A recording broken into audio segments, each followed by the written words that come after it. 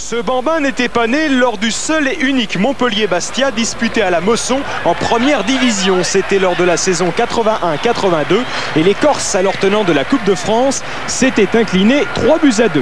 L'affiche n'est donc pas ordinaire, l'enjeu non plus. Il s'agit pour les deux équipes d'un véritable match à 6 points. Un match qu'elles attaquent avec une évidente bonne volonté, malgré cette faute de Santini sur Lefebvre. Sur le coup franc qui va suivre, Rizzetto est à la frappe et il va trouver la tête de Sanchez. Malheureusement, elle n'est pas cadrée.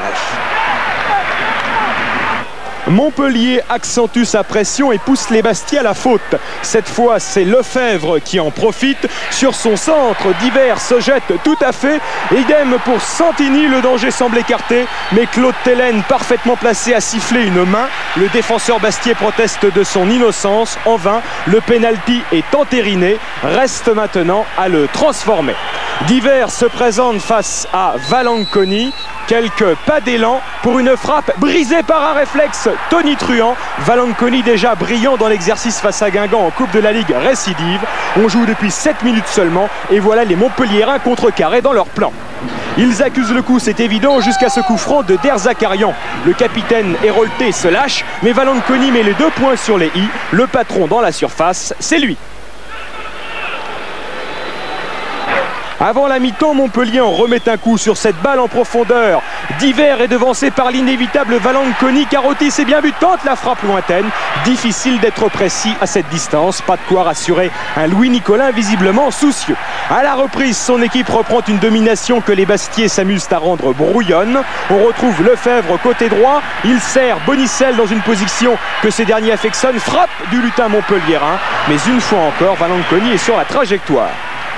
Pour Montpellier, les corners succèdent aux corners, mais au bout de la parabole, toujours le même signal, Valanconi.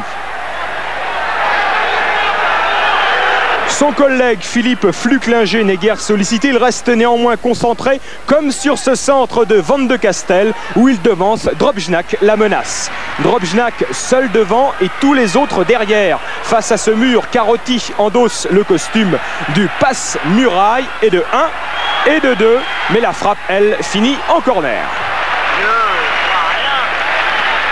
Les Corses lancent la contre-attaque. Santini déboule à gauche. Au centre, Drobnjak et Bonicel se neutralisent. C'est tout bénéfice pour Van de Castel, dont la reprise de volée rime avec pureté. Ultime coup de rein montpelliérain et ultime coup de tête de Sanchez. Pas vraiment du goût de Michel Mézy. Ce match nul et vierge des Montpelliérains à domicile. Le sourire, il faut aller le chercher chez Valanconi et des Bastiais qui ont parfaitement préparé leur demi-finale de la Coupe de la Ligue.